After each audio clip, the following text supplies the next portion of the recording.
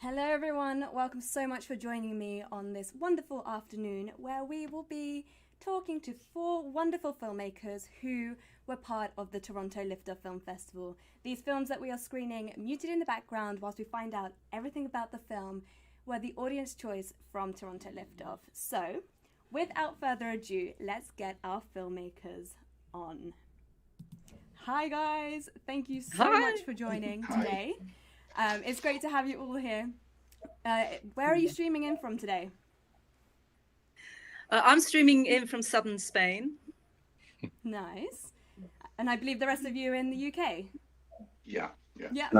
Oxfordshire, UK. Oxfordshire, UK. Yeah, so we're not in the sunshine today. It's absolutely tipping down.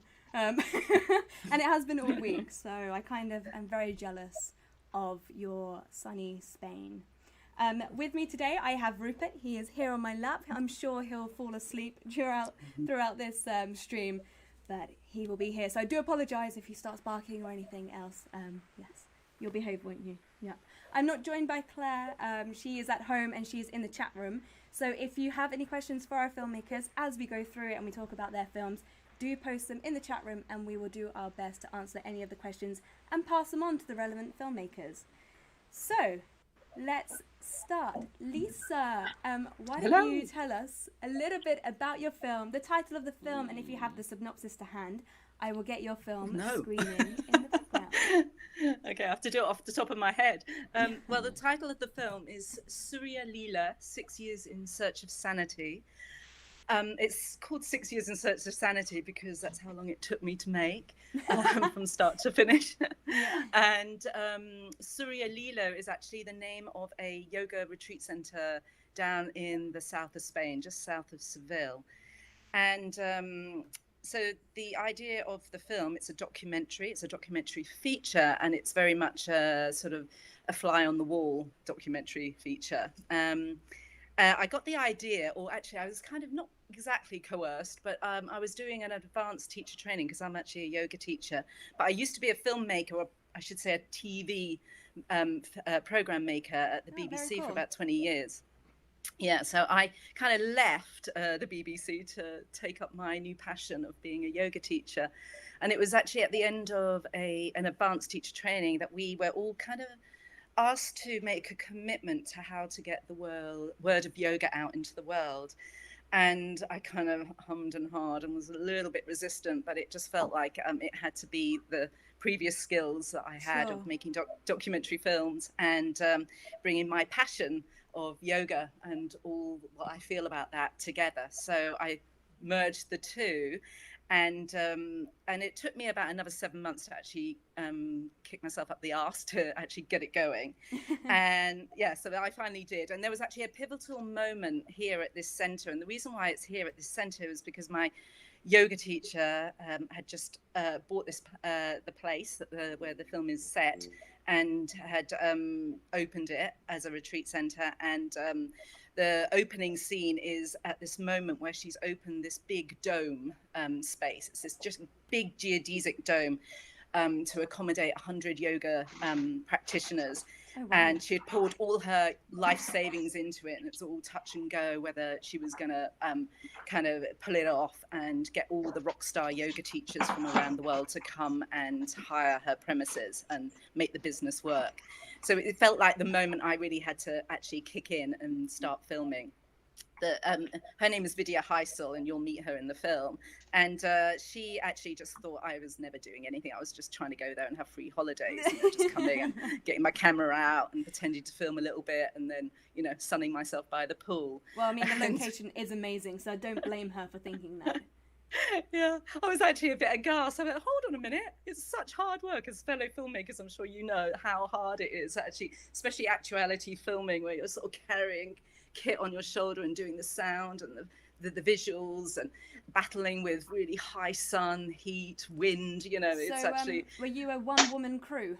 Yes, very much so. Yes, I was doing the whole thing, and it was a lot of hard work. I was also doing it on a DSLR camera. It wasn't even a proper video camera, so I was really battling with video, and my eyesight's going, and so it was kind of a real labour of love, I would say. A bit under-equipped, I'd also probably admit, and but I just kept at it, and I kept coming back, and then gradually I was getting this wealth of material, and gradually this story was unfolding, and gradually I kind of started to take shape of what I was doing and how it was going to sort of pan out, how it was going to reveal itself. And I think the reason why I was quite excited about it was because a lot of the yoga films that I'd seen on Netflix and other places had been kind of very historical ones, lots of archive, lots of talking heads that just going from one interview to the other.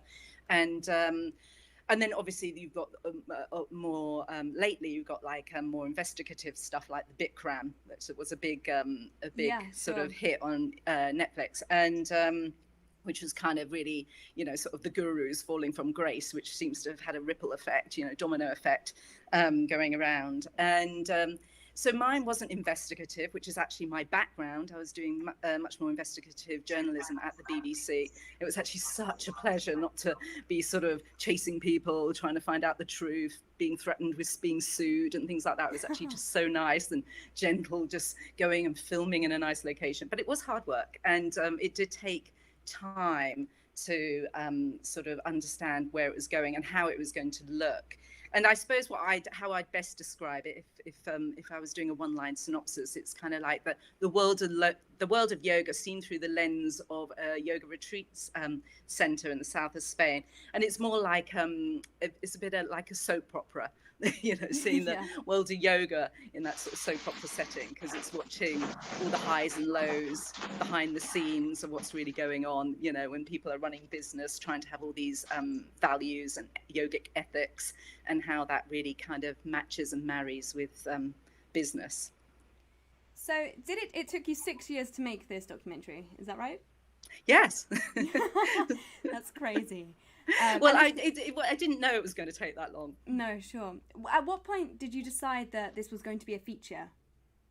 Because you mentioned at the beginning that it was going to be towards your teaching when you were learning to be a yoga teacher, and you had to come up with a project. At what point did it turn from being a project to then a fully fledged feature film? Well, it wasn't actually a project that kind of relied on me passing my exam as a yoga teacher, but it was more about what was our commitment to spreading the world of yoga and how we were going to do that out in the world. So it was much more of a sort of something going forward rather than with a sort of a time, time limit on it. I suppose it took 6 years because I think when something's evolving, such as a business and lots of other things that actually happen in the film that no one knew was going to happen when I started, I knew it was going to take time. And I think I also knew when the ending was. Actually, I was very clear when I got it. I think, and it was a moment where someone who's very key in the film leaves, and the impact that has on Vidya, who's like the main protagonist in the film. Yeah. Wow. There was a fun fact that I was reading on your submission on Film Freeway today as I was getting all the information ready for the stream, and I think it was in 2016 that it made worldwide the yoga industry makes 80 billion. I know, I hope that's right. It blew me away. I mean, yes, that definitely means that there's a market out there for your film, which leads me on to the question, what is your hopes for this film? Do you have a distributor in place already, or is getting it onto Netflix the dream? Where does it sit with you? Yeah, that's a really good question, because no, I don't have a distributor. And so I've been doing the rounds, and I've been sort of tentatively trying to hook up with any little connections that I do have in the world of TV. And if I'm really honest, I've been kind of sort of hoping that it gets a little bit of a buzz from the film festival, that I can then promote it on to the next level. And I mean, I suppose there's this sort of company that you can get your film a theatrical release in the cinemas, and it's like where you vote. It's a little bit like a Netflix platform where they have all their films there, and you kind of request to have a film shown at your local cinema, and they have all these kind of sort of partnerships with local cinemas like the Odeon in the UK and in Australia and New York. And so I was quite excited about then doing that, having a theatrical release before then putting it out there into the streaming download world of television. Sure. Yeah, that's. But obviously COVID's kind of hit that a bit. I know, that word just annoys me so much. Sorry. that thing that we're all at the impact of. Yes. No, that's an interesting avenue that you want to go down. More and more of these initiatives are popping up, but it often comes down to how many tickets you can sell, whether they'll screen your film or not, alongside saying it's a theatrical release. So it goes to show that filmmakers really do need to know their audience and how to market their film, even if they have a company supporting them behind their film. No, that's interesting. Yeah. How is your film doing on the festival circuit? It's okay. It's, I mean, yeah, I'm getting little sort of mentions here and there. I just got an exceptional merit from a International Women's Film Festival, which was a nice little boost. And I'm sure everyone agrees it's really nice when you get a little sort of bit of recognition for your efforts. And I suppose it's quite interesting because I was in this sort of very kind of cocooned sort of industry at the BBC where things were commissioned before I went into production, so I'm kind of doing it on totally in the reverse way, So, but I also suppose it's been very low budget because I've sort of pretty much done it all on my own. I've had a few investors to help me get it through post production that I'm, sort of beholden to make sure that I do the best to get some returns for them.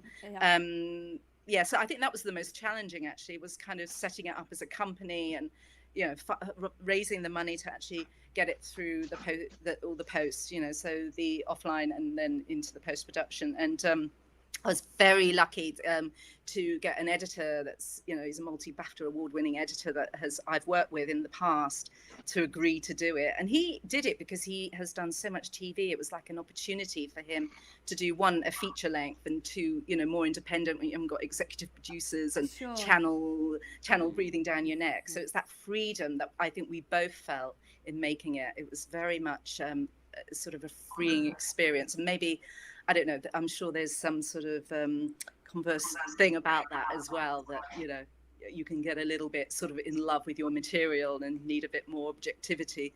But on the whole, it did feel really freeing, I suppose, after making films. We speak to a lot of filmmakers who have had a long career in TV and they just want to break away, focus on their passion projects. And then because they have had that long and sustained career in TV, they have their filmmaker friends who are also in that same boat. So you can come together and then break into that film world as a team, which is really nice to hear. Yeah, it's great.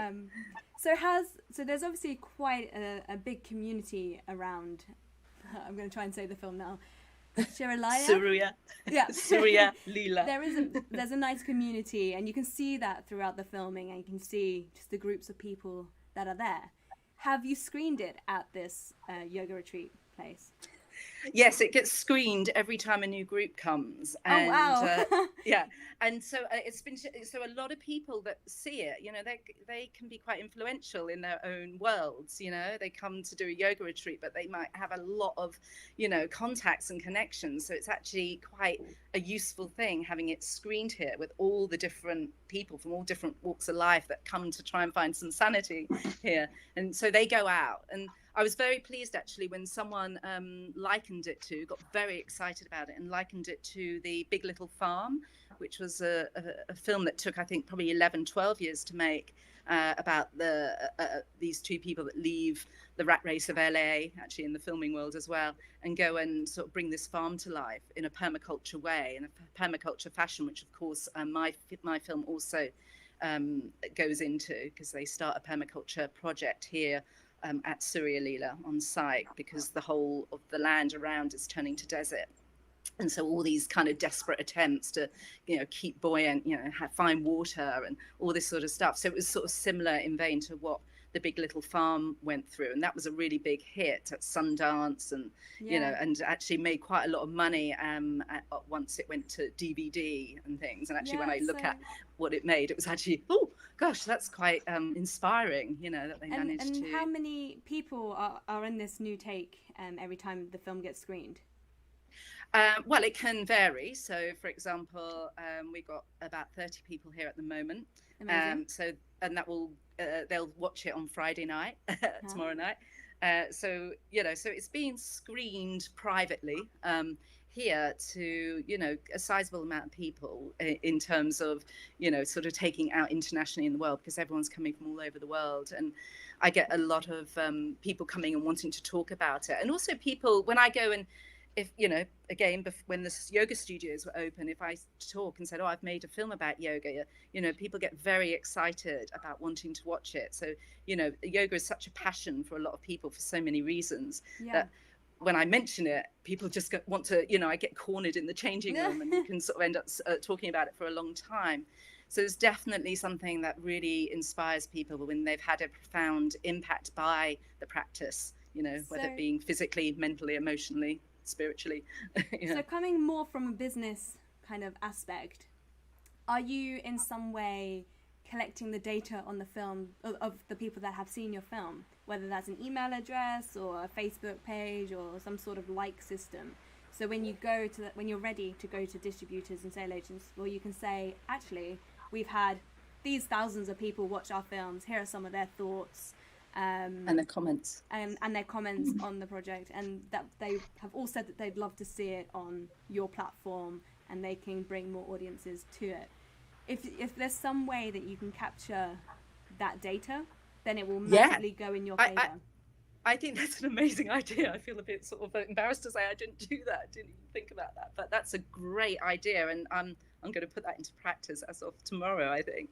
But I have certainly caught when people have messaged me, and I said, when I'm here, of course, I'll introduce it and talk about it and say, please let me know what you think about it. And I give the Instagram and the Facebook page and my film website as well. I give that information out. But I really like that as a catch, just giving definitely. A sort of little feedback form for every showing, every viewing of it. Yeah, it's the power of email addresses. If you can prove to distributors that you have an audience, it's way more likely going to get picked up.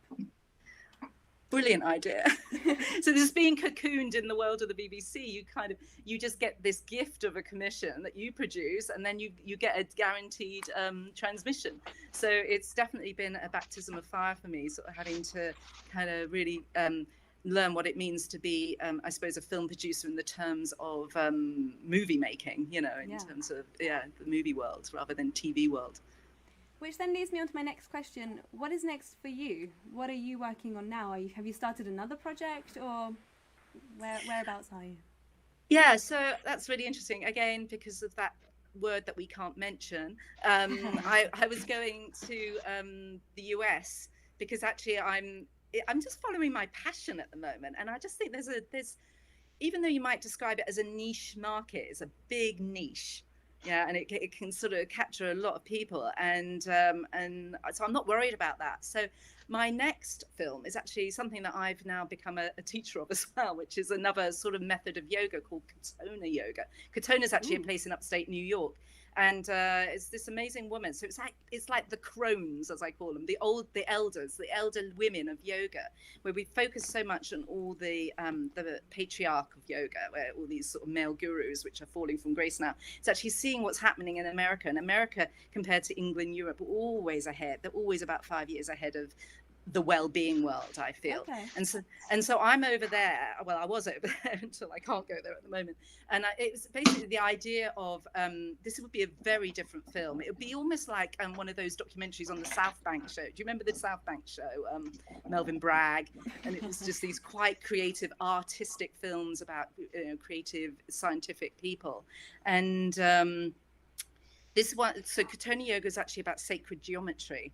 And the philosophical practice is Taoism, And so it's very different to sort of Hinduism yoga, which is what we mainly practice.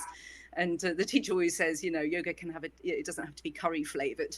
So, I was instantly intrigued by that. And I thought, oh, this is great. And just all the sacred geometry and how it builds the universe and how it replicates patterns in nature and how those patterns replicate in ourselves. And I thought, wow, I could do something much more kind of out there, creatively, and using graphics, and doing something much more less actuality, which is really hard work, and something much more structured, and I suppose giving me an easier time in terms of production length. I'm not going to take 6 years, although it might take that at the moment. But so I was quite excited about doing another film about yoga, but from a very different lens, a very different perspective, and in a very different production method. Which I was really excited about. And I'd done maybe 3 trips filming and trying to work out how it was going to happen. And then obviously this has happened. So it's slightly stalled, and that's fine because it's there. But also I have to confess, just because the Big Little Farm did it and they spent 11, 12 years, I'm actually already filming another 6 years of insanity here at Suryalila. So the story continues, actually, because especially with what's going on in the world, they are at crises here, like so many other businesses where hardly any people are coming. So literally, they've got nothing in their diaries other than these trainings that we're really lucky to actually be doing, yoga teacher trainings, and that's happening here at the moment. So, already, they're on the brink, and will they survive? So it feels like it's a story of our time that we should be covering as well. And by the time it's done, it will feel maybe historical, but it will give us some real insight and context for what is happening in the world, and how you put that into the yogic kind of viewpoint, philosophy, and how we reflect back on that by the time it's done, another 6 years from here. Well, I look forward to seeing it. I'll write the date in my diary in 6 years' time from now to see where you're at. Yeah, that's great.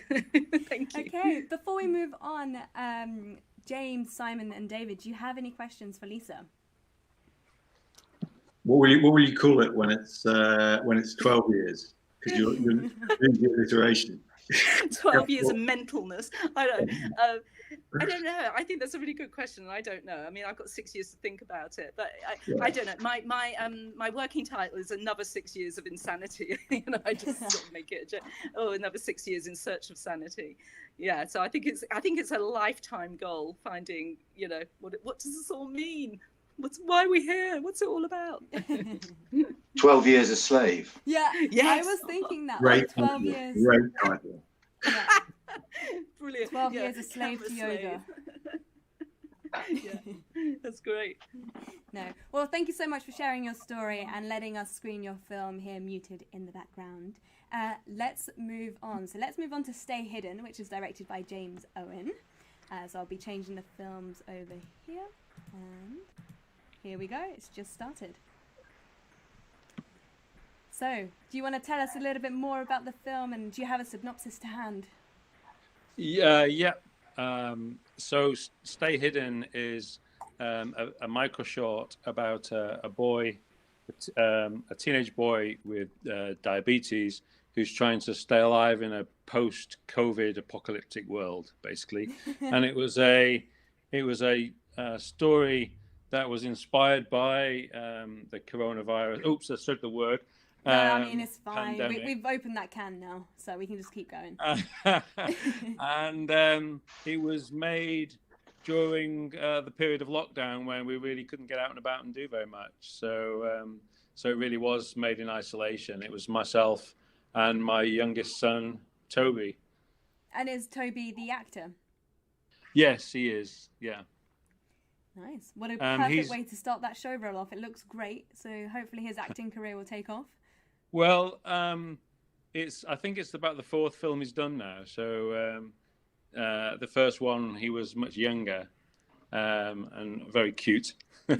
and this is the first one he's done as a teenager, I suppose. Yeah. Nice. He enjoys it. Yeah. It was him and his one of his other brothers that inspired me to start filming in the first place.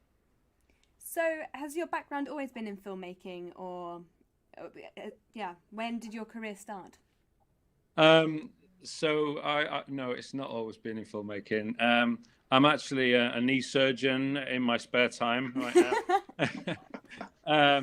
So I see myself as a full-time filmmaker and have been for the last 5 or 6 years. Amazing.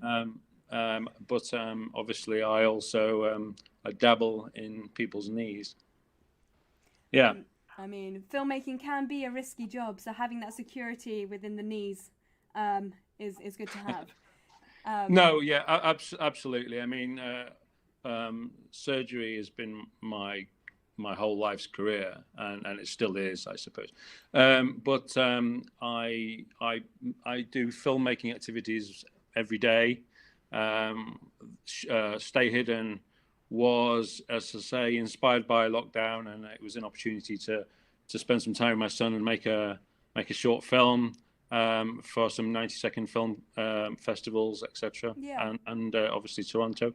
But at the same time, I'm juggling a feature film which we're just finishing post-production on, and in actual fact, in the last 6 weeks, we've also made 2 other short films which we've just submitted to Sundance. Actually, Oh, nice. I'm very fortunate to be a member of the BFI network and BAFTA crew this last year. Lovely. And so, in collaboration with many talented crew members, we've been able to make these films in lockdown or after, remotely, essentially. Although the 2 short films we've just done, we were able to get small crews together to film. Yeah, so you've been very lucky then throughout this whole period to be able to stay creative and get films made, which is absolutely. I mean, I spent quite a lot of time writing, getting another feature film script ready to go, which obviously that's straightforward in isolation. But having the facilities and having the equipment meant we could continue to go into production. And then, of course, most of the post-production is remote online, so that's still been possible. So tell me a little bit more about this collaboration between your son and yourself. Was the writing process shared, or did you come up with the idea? So most of my stories are usually inspired initially by either a location that I have available or that I've seen, or a key prop that plays an important role in the film. And Stay Hidden was no exception. It was inspired by a location, which was an old shed at the bottom of my garden. Nice. and the surrounding countryside, which is on the other side of the garden fence. And obviously the pandemic was the other inspiration for it. I think Toby has been, very kind to give me the time we filmed this over 5 days. Oh, wow. Even though it's only 90 seconds, we were a one-man band and Toby, so poor Toby had to act in it and also wander along through the countryside with carrying V-Lock batteries and tripods and things out into the woods. So it took a long time to prepare the set, dress it, and set the lighting up and film, because it was just one pair of hands basically. We didn't record any sound at all during filming, apart from the scratch track in the camera, because there just wasn't enough pairs of hands, and it wasn't technically going to be possible. So all the soundtrack was done in post-production with Foley. So once we'd filmed, I then spent a couple of days wandering around with the sound kit, filming all the Foley for the sound designer, a very talented chap from the BAFTA crew group, Pete, who then put it all together and made it sound great. Yeah, I mean, I feel like the way you've pieced this film together, the sound is almost just as important as the imagery that you display with what they're saying as those radio presenters. Yes, yeah, absolutely. And it just ties it all together. Yes, of course. Well, I mean, 90 seconds is not long to tell a story. And to be honest with you, my feeling watching the film is that it was a little bit ambitious, a bit too ambitious, because there's a lot of story elements in 90 seconds.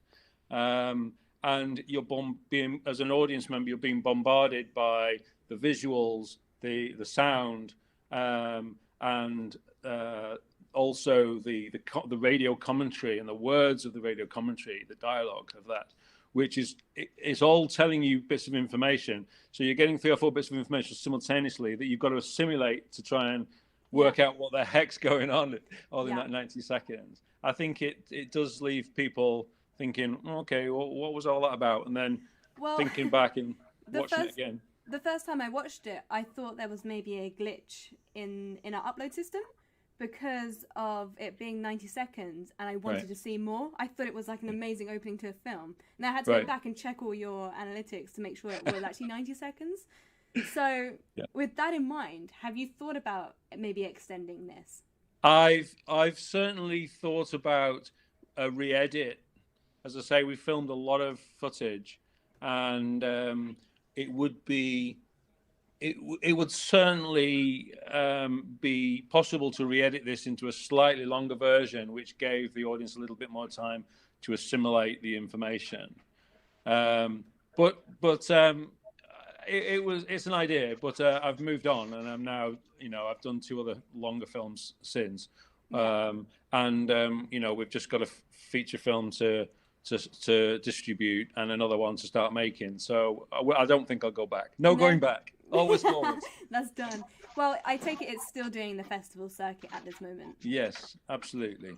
And it has been doing quite well, from what I can see. We're the Rain Dance Film Festival in London later this month.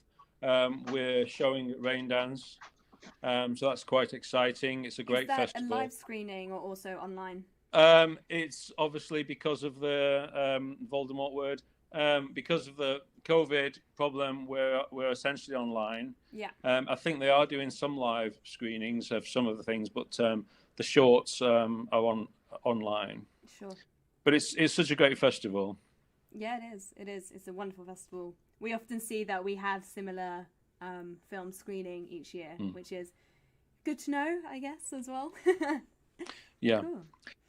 I also I don't know why I did this. I can't actually remember what started it, but we put some Spanish subtitles onto Stay Hidden and submitted it to a few Spanish and South American festivals.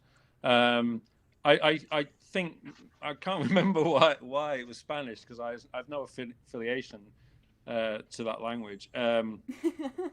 But anyway, we did, and so it's showing in it's been submitted to about 6 or 7 Spanish-speaking festivals, which will be interesting to see how it gets on. Yeah, why not? Why not? Yeah, why not? Your niche. But yeah, great. Well, good luck with everything that's coming up, and do stay in touch and do let us know how you get on with the feature film and the other short films. Have you already started submitting them to festivals as well? So the feature film's called Bite, and it's a horror thriller. Nice. And that I'd like to take that on a festival circuit throughout 2021. Hopefully that there will be some festivals taking place. Fingers crossed. Yeah.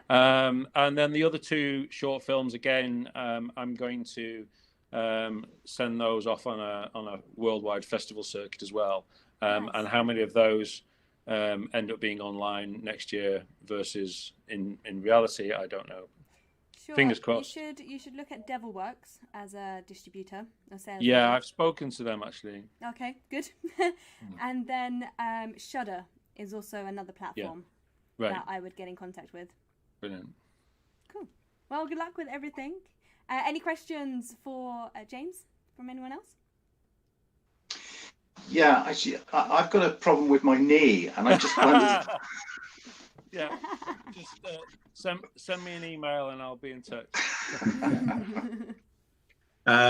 Did you edit your film, James? Pardon? Did you edit your film? So Stay Hidden, yes, I edited that. I noticed you didn't credit yourself. Well, no. I mean, obviously, it was just me, so I pretty much did everything on production. So it was just I didn't really want to put all the credits down. But I do like to edit.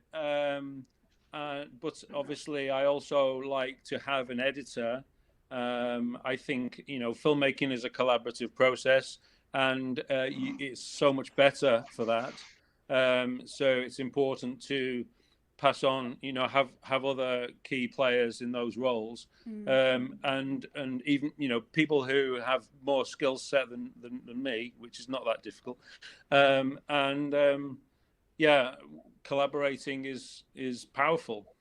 Have you edited your features? No, I've had an editor, a very talented chap called Kyle Ogden, who works in the north of the country. He's done some excellent work in the past, and it's a pleasure to be working with him. Yeah, it's quite an interesting, because I started out editing mainly, predominantly. It's quite a shift to kind of go from when you're used to editing your own things to sort of move away from doing it.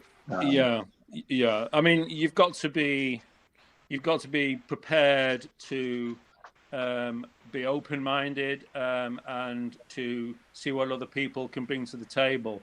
And I've often edited scenes together and then compared those to what one of my editors has done, and it's always, the editor always does a better job, in my opinion. It's very rare that I thought, I prefer mine. It's mainly, that's an interesting way of doing it. I hadn't thought of that. I'll go with theirs.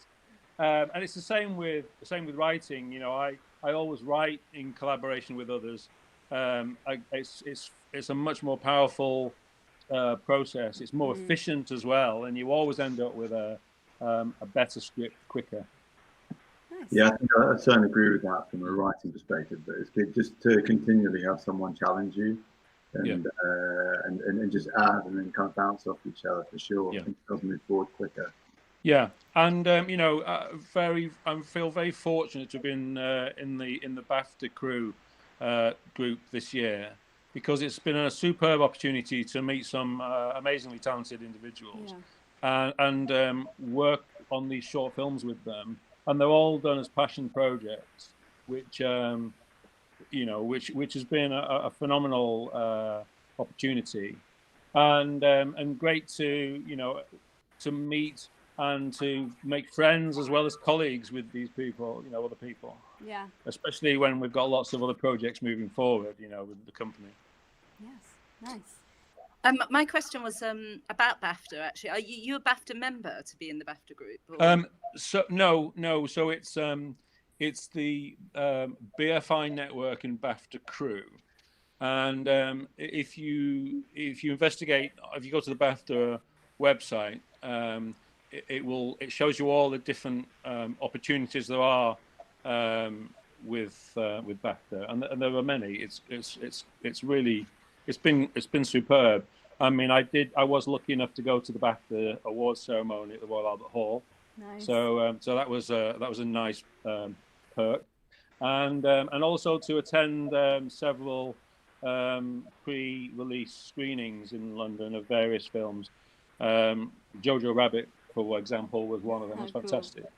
Yeah, and there's they organise lots of opportunities to meet and greet and have directors and DP days, for example. So you go around and network there and meet 20 DPs over the course of the day. It's been brilliant. Great. Well, it's good to hear your experience. Can I just ask a question there? Sure. I was just curious, what was the most, gives you the most pleasure, the writing or the actual filming? I absolutely love directing, and I love filmmaking. So I like the production design. I like to wield the camera, and I like to make stories. So it's very difficult to unravel it all really, and say one thing in particular. But fundamentally, I'm a writer director, and I think that's what I will fundamentally do for my career. What do you find any similarities between when you're directing to being a surgeon, doing surgery? That's a great question. I mean, absolutely. You know, when you look at your skill set, you talk about your hard skills and your soft skills, and when you sort of do a skills audit, and the skill set required to do my day job as a surgeon is the soft skill set is identical, really. You know, the organizational skills, the communication skills, being able to problem solve on the hoof. It's all identical. So I think it is very transferable. Obviously, the other skill set that's specific to directing, you have to learn all that, and that's a lot of hard grafting and book work and making films and educating yourself. There's a comment here that says it's amazing to get so many projects completed and in the works. Well done, James. So that was someone in the chat room there. Thank you very much. Thank you. I mean, I say it's a collaboration, and one can do so much on your own, especially if you put the hours and effort in and you've got the passion. But fundamentally, working with others who share that passion is the key. Yeah, I agree. Okay. Well, thank you for sharing your story. Let's move on to Avernus with Simon and David. So why don't you tell us a little bit about your film and your filmmaking backgrounds? Whoever would like to go first. Simon. Shall I go first? Yeah. So my background is mainly in sort of commercials and content. I started out as an editor, and I've been directing for a few years. And I've sort of one of the first guys that I worked for was a guy called John Glazer, who directed Sexy Beast, and I a runner for him when he was doing commercials.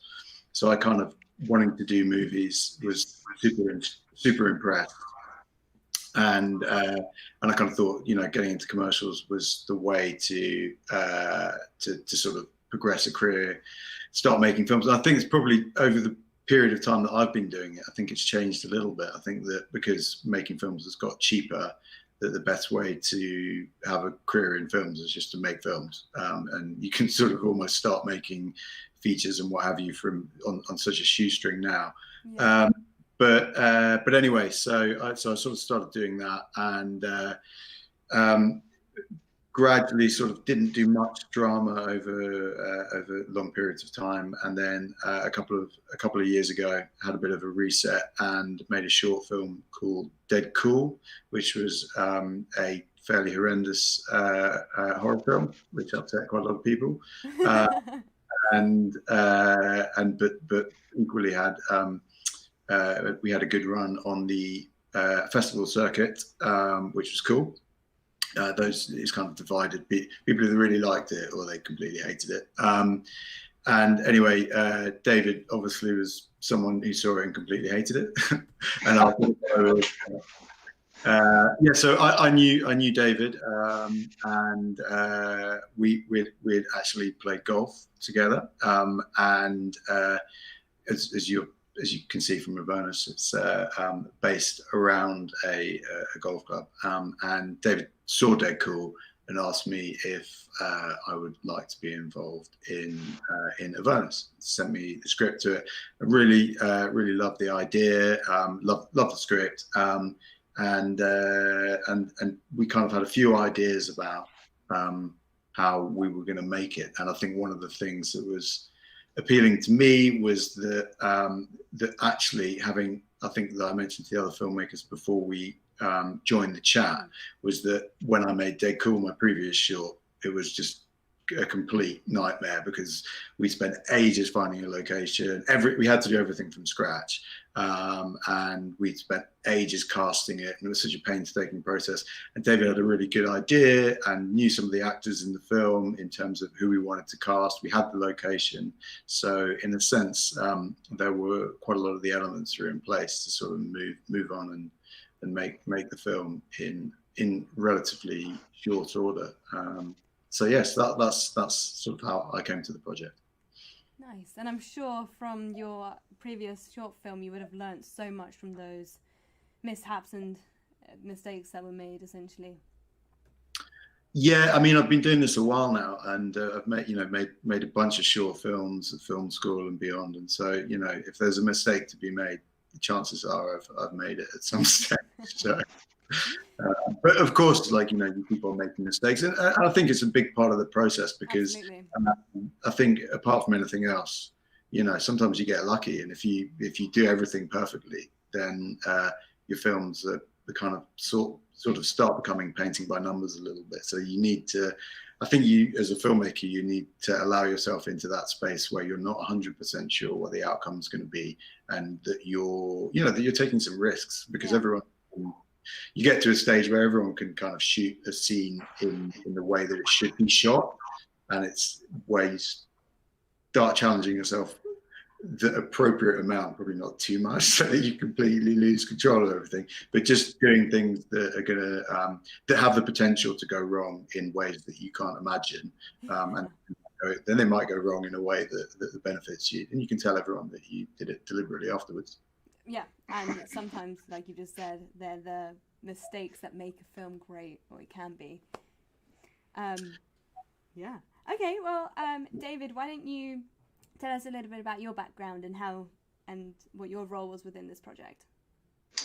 Okay, well, in fact, I started out as an actor for many years, and then about 5 or 6 years ago started writing, and I'd written a couple of screenplays and put them in front of a few people who were quite enthusiastic about it, but never really got very far.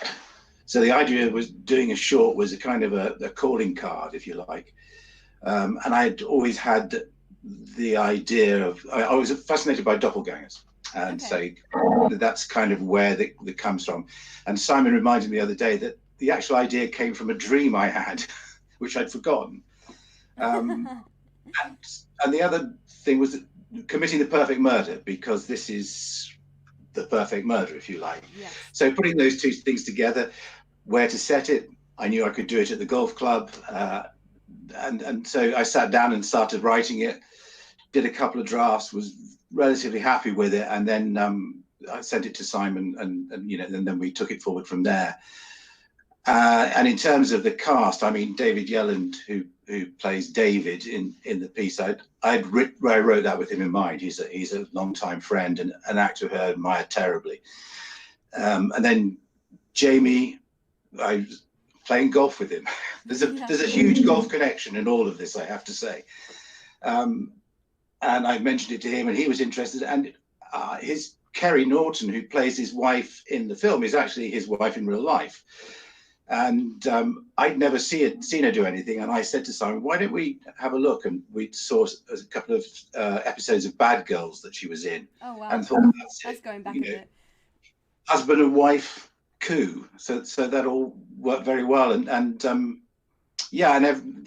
all the people in the film, apart from the girl who plays Lou, who Simon had done a hair commercial with, and Oscar, who was in Dead Cool. This is the guy, the jolly old drunk golfer at the beginning. The rest were all friends and actually members of the same golf club, I have to admit. So, well, yeah, it's a great way to connect with people, golf. I mean, so many business meetings take place with golf. Yeah. Use it to your advantage. What's your handicap? 21. 21. Nice. I don't play golf. But actually, the interesting thing is, I was introduced to Simon by a friend of his father's on a golf course. And Simon's father is, in fact, an orthopedic surgeon as well, so who does hips, I think. Oh, wow. We're getting Yeah, a that's kind of like why I was. You've made my question seem less intelligent than it did. But that's because it's something that I had kind of thought before. You know, it's that sort of the trying to find a bit of calm in sometimes a bit of a storm when there's loads of things going on around you, and trying to sort of remain objective to something that's essentially quite small in the midst of everything that's going on around you, which is kind of why I had sort of seen some parallels. But obviously the big difference is one is really important to people. You know, you've got people's lives on the line and what have you, and the other one is far less important. You know, it's kind of just about trying to sort of entertain people. But equally, you know, both of them require a lot of attention when you're doing them, and absolute commitment to what you're doing. You know. Yeah. Mm. Yeah. I'm just watching the film at the moment, and the cinematography is beautiful. What did you shoot on? We shot on an Alexa Mini, so which is which I think there's quite a lot of grain natively on it, so it has a kind of filmic quality. And then we actually added quite a lot of organic film grain afterwards in the grade, which looks pretty cool as well. So it kind of has a slightly 16mm type feel to it, which I thought, because this is a sort of, for me, it's a kind of classic thriller type feel. Yeah. So and a lot of the color palette goes back to the sort of those 70s thrillers, Don't Look Now and that kind of thing, with the red trousers and all that sort of stuff. So so we thought that was quite a good direction to push it, that kind of a slight bleakness to it, slight coolness to it, which is nice. Yeah. The other thing about it, I mean, I was so delighted with the finished product, but one of the other things about it, which I think is striking, you can't hear it now, is actually the soundtrack. And I was going to mention the soundtrack, because as I was watching it, I could feel the tension build, and I feel like sometimes that can be quite hard to nail, and I think you did it really well, and it just marries with everything else you've said today, so nice. Yeah. It really picks you up and takes you through the story. I mean, Alexander Wells is the guy who Simon's worked with, who came in to do it. And in fact, we actually won a best soundtrack at a festival, which I was delighted about as well for him. Yeah, it's a great. We actually started working on the score before we shot it, so that we could we weren't really choreographing it, but we sort of knew very much what the pace and feel was going to be of particular scenes, which I know is something that filmmakers are doing more and more. But I think it's something that I'm a massive fan of. If you know how a scene sounds, I think possibly it's often more important than knowing how a scene's going to look. That's true. I haven't actually heard of that many filmmakers doing it that way around. So how would you start your process? For the for doing the putting the music to the, I think I hummed something into my phone really embarrassingly and sent it to Alex, and then he kind of. Can I just correct you on that, Simon? You actually took a ruler or a spoon or something and tapped out the music on the desk and played it to Alex. Yeah. That's when he sent the bits back. So we sort of, so we did sent that to kind of edit it together and sent it to Alex, and then Alex sort of started putting together a much better version, and then completely changed. Nothing that I kind of had in there. It was just a sort of basis to start with. And then Alex actually made it good. Did you play it to the actors on any of the rehearsals? No, we didn't actually. That would have been a good idea. No, we didn't do that. To feel the sense and the tension that you were trying to build. I mean, that is something that I've done previously, and I did it a lot in Dead Cool in my short film, because that was sort of super choreographed to the music, very sort of deliberately. But we were we weren't that developed with it. But I think it is a really good thing to do, because I think that you can spend as a filmmaker, you can spend a good amount of time explaining to your cast how a particular scene or a particular moment is meant to feel, and never quite get close to articulating what you mean. and or you can just give them a headphone and put a track on and say, listen to that. That's how this scene feels, and they'll get it immediately. Because if you've got the right piece of music, then that is how that scene will feel. Yeah. So that's something that I've done. I do a lot, and share music with actors, and I think it's a really good thing to do. I'm definitely going to take that piece of advice and share it with other filmmakers when they say they have trouble communicating with their actors. Yeah, no, definitely. It's a great tool. I think that's a really interesting way of processing what it is that you want to achieve. So yeah, I think actors do like that, but I think because it's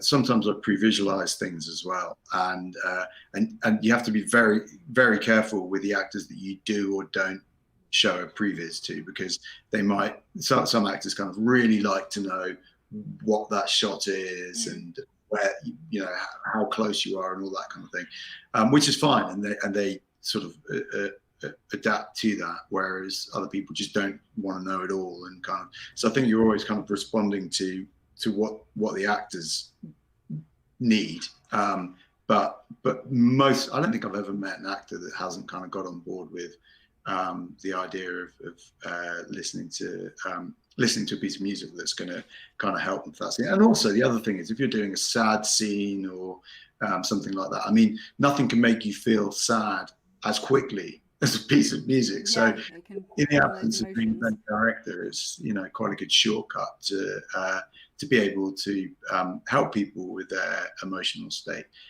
and it can make your crew shut up as well. Yeah, nice. It can be good. So shot in one location. How many days did you shoot? 2. 2 days? 2 days. 2 days, yeah. 2 long days in January. Yeah, so that was going to be my next question. When did you start the production?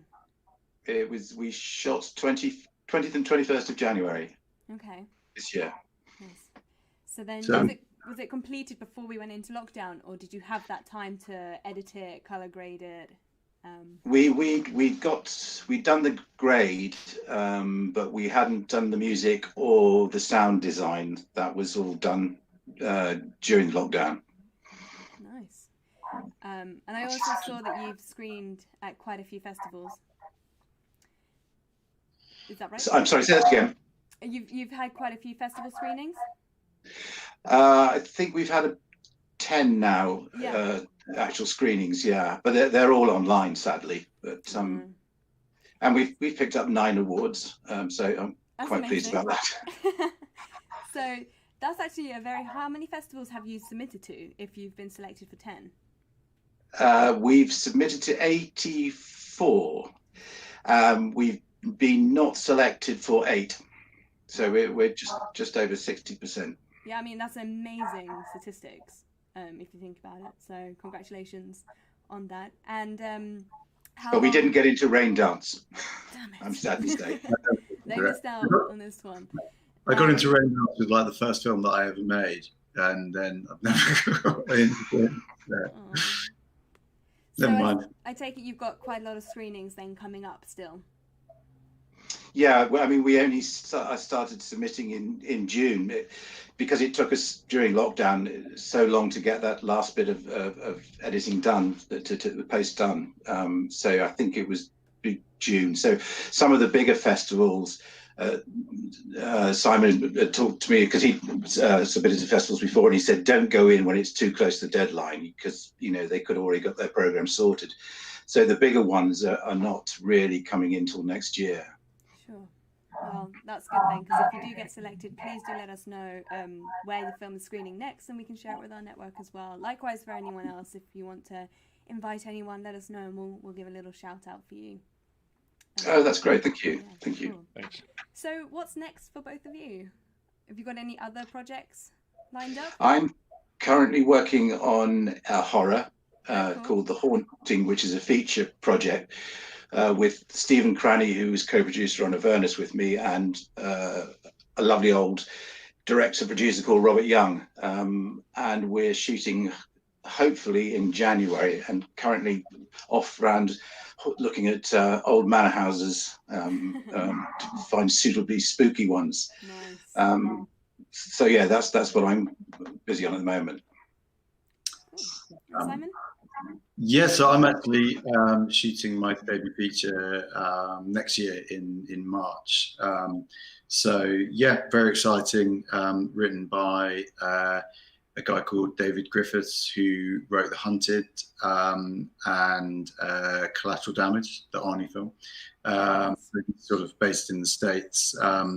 And I've been working, he was helping me work on a feature film that I've been writing over a couple of years, and I kind of ended up working with him a bit on the film. It's called Portrait, and it's a psychological thriller. Yeah, I've actually known about the idea for the film for years, and I'm super pleased that I'm going to be directing it because, I completely love the idea, and it's it's a very good script by all accounts. So hopefully, yeah, it must be so satisfying to know that this thought that's been itching in your head is now on paper and it's going into the production stages. That must be such a relief. Yeah. Very exciting, very daunting, but also hopefully a really cool challenge to start getting my head around. Nice. Lisa and James, do you have any questions for Simon and David? Where's the golf course? Richmond in Surrey. Okay, nice. My eldest son is a greenkeeper. He's working close to the golf clubs in London. And his handicap is plus. No, it's not. He's scratch. He's scratch at the moment. Oh right, okay. Wow, that's pretty impressive. I think the questions I was thinking of, you managed to answer during the conversation, I'm pleased to say. But did you just, did I catch that right? You filmed it over 2 days, did you say? 2 days, yeah. So we were pretty rigorous with what we shot and moved quite quickly, and everything we shot, kind of the opposite to your film. Where you saying you didn't use a lot. I mean, obviously your film is 90 seconds, so you're going to cut out a lot more. But we pretty much every shot that we shot is in the film. Yeah.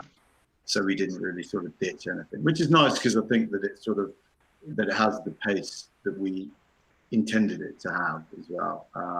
So that's the question really, which I was wanted to ask you was, obviously with a background in editing, I'm guessing you've shot the film with the edit in mind, and to try and get all those images done in 2 days, you would have been fairly strict about shooting exactly what you wanted. And I wondered whether that's exactly what you did do, and whether you did shoot more than you needed, so that you had other options in the edit, or whether you were confident that it was storyboarded accurately and you were going to use that edit. So my DP, James Rhodes, who I've worked with a fair bit, always makes me shoot coverage. Right, it's always a wise thing to do. Yeah. And then there are a couple of shots in here that James shot some coverage of, and they're absolutely beautiful shots. That were kind of because a lot of it's shot over Jack's shoulder, and so that you're kind of in his journey. And aesthetically, you would pick the cutaways. I hate the expression cutaways, but essentially the coverage that James shot.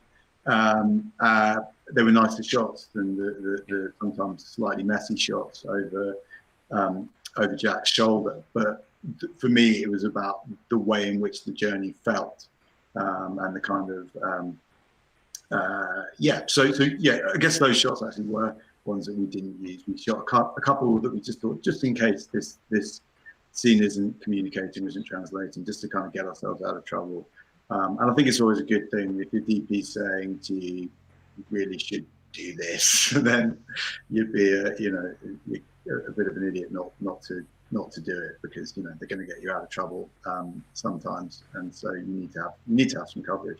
But yeah, we were I think there are certain scenes where you know exactly what your edits are, and then the kind of more structured dialogue scenes, I think you just sit the camera in, the dining room scene in Avernus, which is probably my favourite scene, is the scene with the least of the camera, where it's just cross shots and an establisher, and you let David and Jenny Bamber act, and they did a fantastic job. So I think it's just about knowing when you're doing very structured breakdowns and when you're just shooting to resolve it in the edit afterwards. But I see it all, I think, I don't know, different filmmakers see it differently, but I know that I see films very much the way they play, this cut, that cut. So I kind of have often edited a lot in my head. Yeah. So I have to try and deconstruct that a bit sometimes in shooting to make sure I don't trip myself up. Yeah. Okay, great. Well, thank you so much for all of your advice and your stories that you shared with us today. It's been absolutely wonderful having you guys on. And thank you so much for taking part in the Toronto Lifter Film Festival. And yeah, it's just been a wonderful experience on our behalf to chat to you guys today. Thanks for inviting us. Thank you. Yeah, thank you so much. Thank you. Thank you. Bye. Bye. Thank you. Thanks. Bye-bye. Bye now. Bye. Okay, so that was absolutely great. I love talking to filmmakers, finding out what it is that they've been up to and just finding out a little bit more about their process. So I hope you enjoyed that. We do have another one tomorrow with our session filmmakers, which I'm also very excited about. But not only that, tomorrow we have our final Los Angeles Liftoff voting roundup before the festival closes on Sunday. So do tune in tomorrow at midday and 2 o'clock, where we'll be talking about everything film and Los Angeles Liftoff Film Festival. Thank you so much for joining us today. Bye-bye.